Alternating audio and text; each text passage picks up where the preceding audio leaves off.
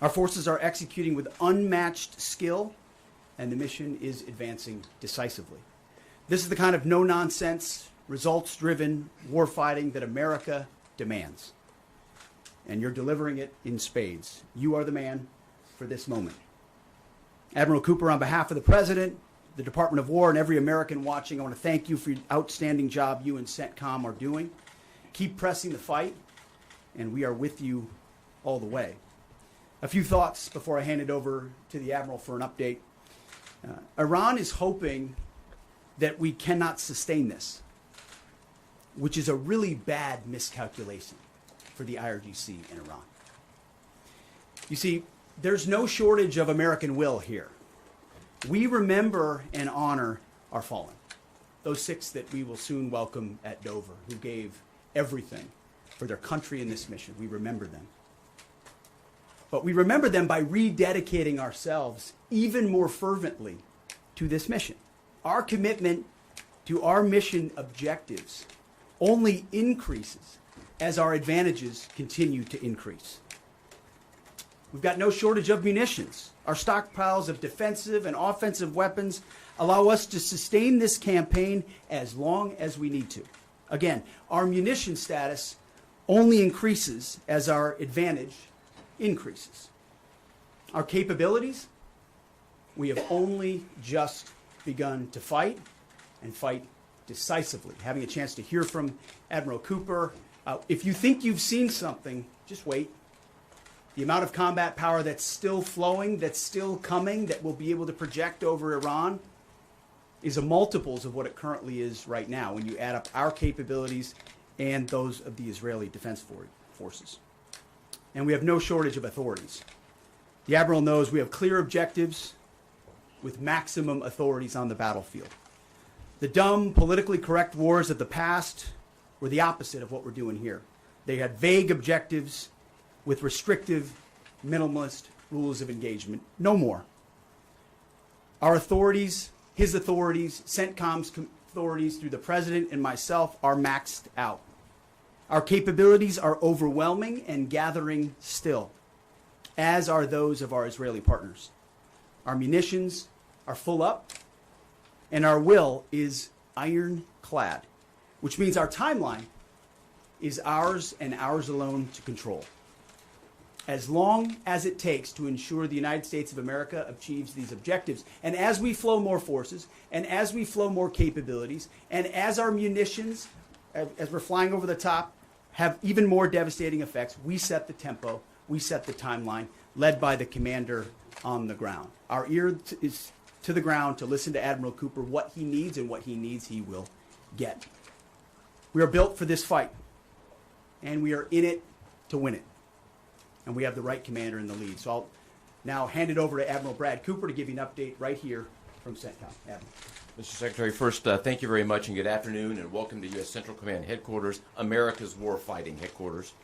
It's great to be here alongside the Secretary and representing the more than 50,000 men and women in uniform currently executing Operation Epic Fury.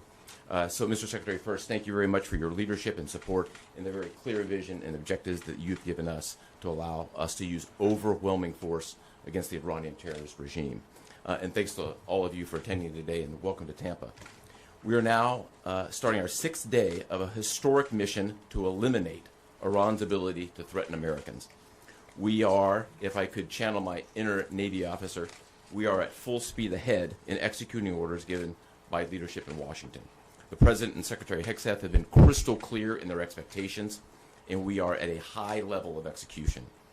As described by the Secretary and earlier this week by me, U.S. combat power is building as Iranian combat power declines. Our air dominance allows us to hit Iran's center of gravity with overwhelming power and reach. A couple of examples. In just the last 72 hours, America's bomber force has struck nearly 200 targets deep inside of Iran, including around Tehran. And in just the last hour, U.S. B-2 bombers dropped dozens of 2,000-pound penetrator bombs targeting deeply buried ballistic missile launchers. Notably, we've also struck Iran's equivalent of Space Command, which degrades their ability to threaten Americans.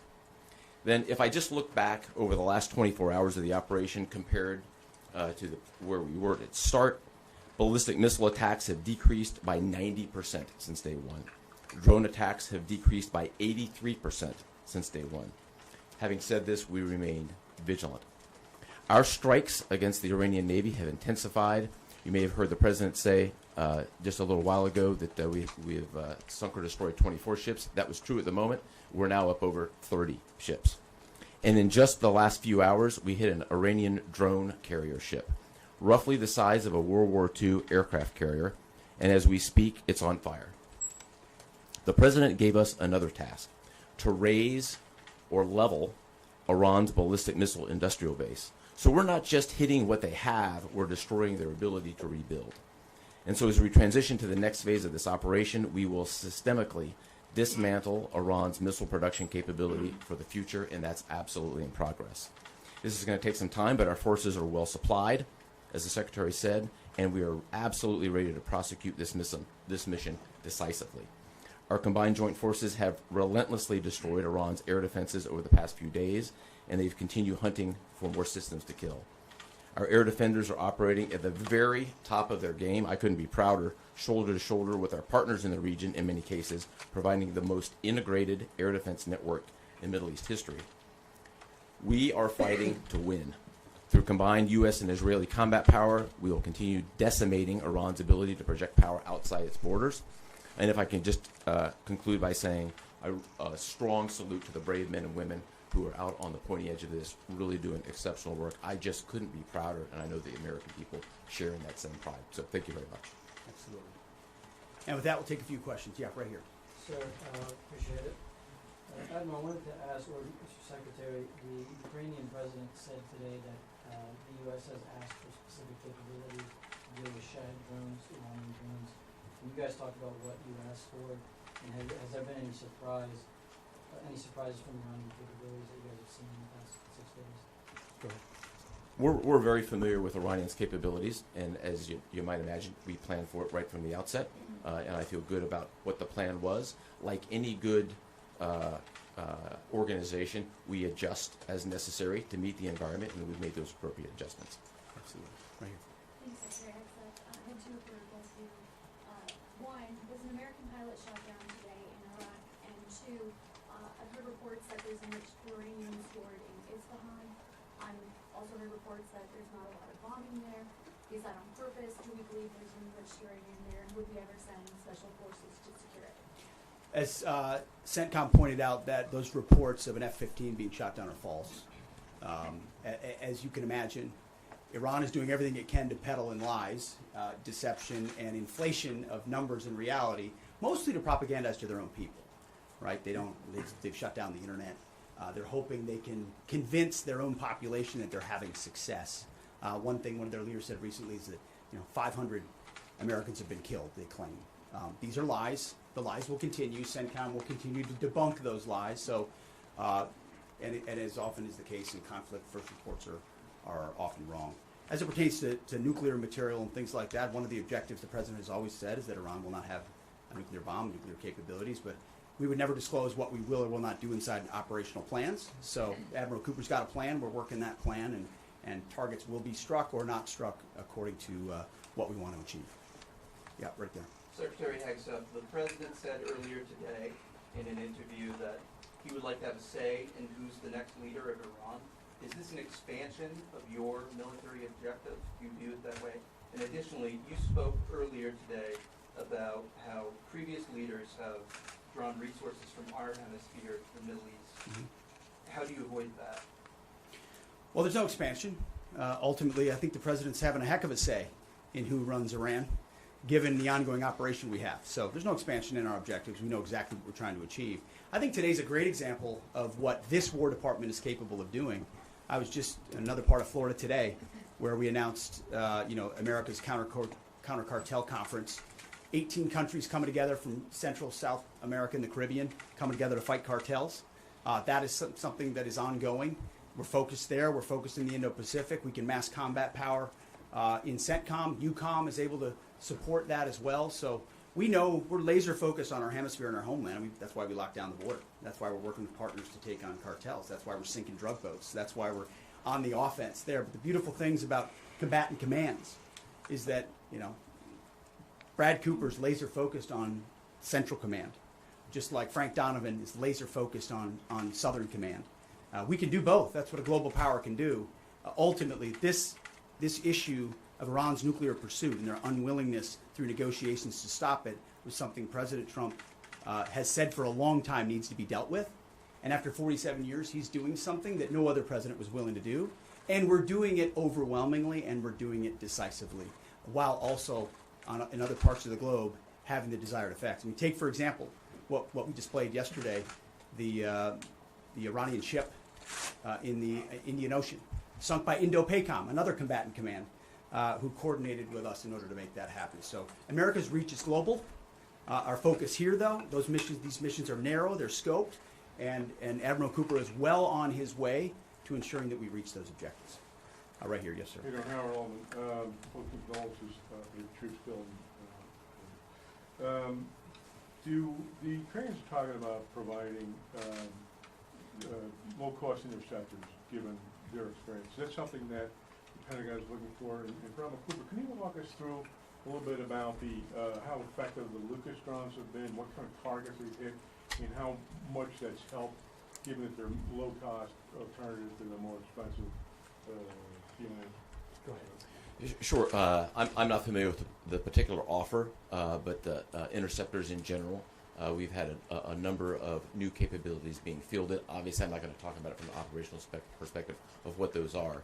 But I think you have seen over a period of time us kind of get on the other side of this cost curve on drones in general. If I just walk back a couple of years, you remember what you used to always hear? We're shooting down a $50,000 drone with a $2 million missile. These days, we're spending a lot of time shooting down $100,000 drones with $10,000 weapons from ours. So that's one aspect. But Lucas, indispensable. As many of you know, and if you don't know, this was an original Iranian drone design.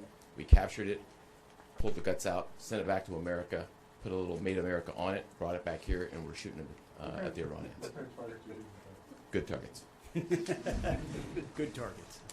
Absolutely. Right there. Thank you so much, Secretary. President Trump, in his first speech after the launch of the Operation Epic Fury, he addressed Iranian people and he said that there is going to be a time for you to come out, but it's not now. Stay home. It's not safe.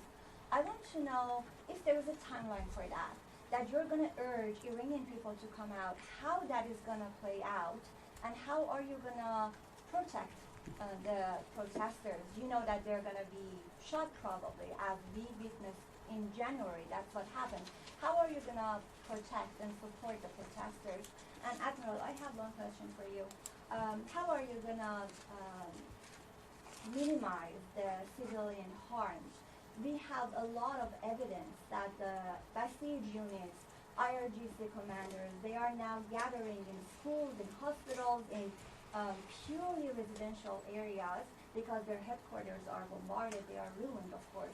So how are you going to protect the civilians while you're attacking the IRGC people hard? Thank you.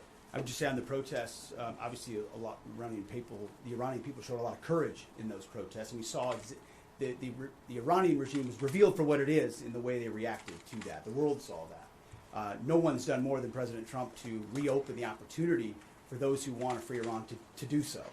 Ultimately, it's common sense, as he said up front. Don't go out and protest while bombs are dropping inside Tehran and elsewhere. So there will come a moment where he determines, or they determine, that it's the time to seize that advantage. But there's a lot of things we're doing and the Israeli military is doing, targeting those individuals who are targeting those who protest. The more you do that and you erode their will and you erode their capabilities, the more you create an opportunity for people to boldly stand up. Yeah, I would just reinforce the point. We're targeting the people, or we're targeting the headquarters and the people who are targeting the protesters, first and foremost. I'd also just double down on the president's comments that he previously made to the people. Stay in your homes, keep things calm, stay out of the way. There's a lot of U.S. and Israeli capacity coming over. We're hitting a lot of targets. The best thing for them to do for right now is just to lay low. Right here. Secretary, one common outcome of American military action in the past has been taking in thousands of refugees into the American homeland, and I'm wondering if there's any safeguards put in place to sure that the American people aren't having to have another wave of refugees from the Middle East or anywhere else come and stay here? I think it's safe to say there's no plan for a wave of new Middle Eastern refugees to the United States of America. I think, as the president has pointed out for a long time, there are a lot of countries in the region who would be capable of providing that kind of support if need be, but that's certainly not something we're planning on. Yeah, back there. Yeah. Yes, sir. Michael in Washington Times. I wanted to ask, I know, Semper Gumby is always a truism in the military. Did the British decision to refuse Diego Garcia have any impact on the mission itself? Did you have to adjust, or were you able to just completely, go with the mission without even worrying about that? Well, as the president stated, it was unfortunate that that the Brits didn't, from day one, say, "Hey, go ahead and have access." But we got there. We got there, and that's now part of the way that we're operationalizing bomber runs. And as part of when we say more to come, it's more fighter squadrons, it's more capabilities, it's more defensive capabilities, and it's more bomber pulses more frequently. The amount of firepower over Iran and over Tehran is about to surge dramatically. And part of it is that we're going to have even more basing. And it's not just the UK. We've had other friends step up, and we're grateful for that. Maybe one more right here.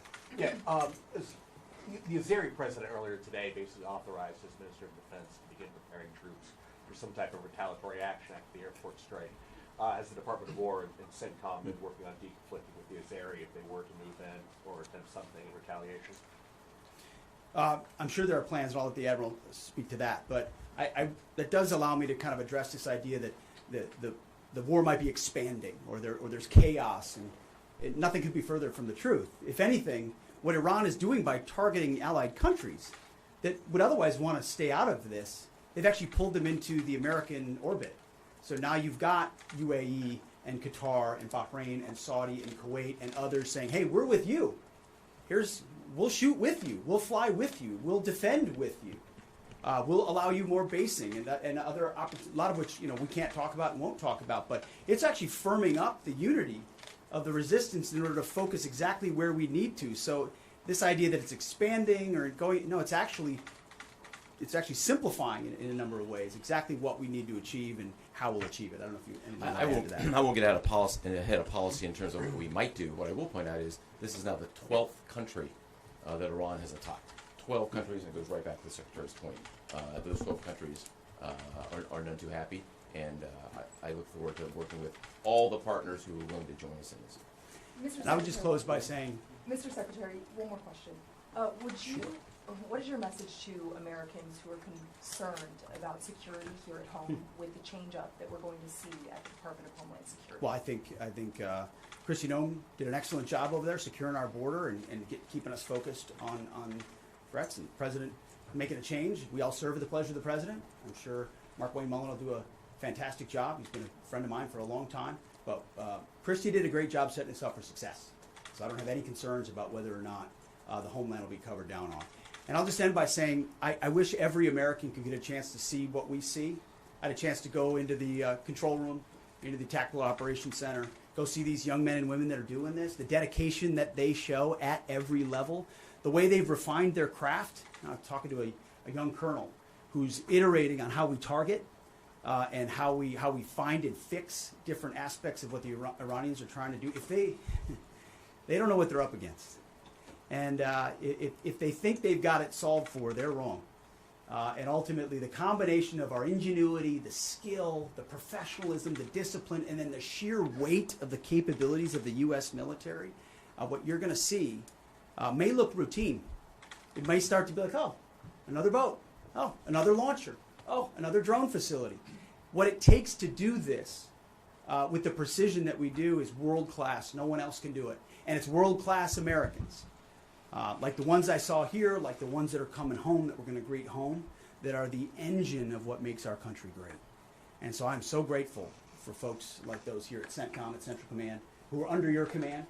Thank you for your decisive leadership. And all I'll say to you is what I say to them, keep going. Because the President and myself, we have your back. Thank you, Admiral. Appreciate it. Thanks very much. Couple more. Mr. Secretary, how is this operation going to ensure Iran never gets a nuclear weapon? Thank you, Admiral. Hey, thanks so much. Thank you, Admiral.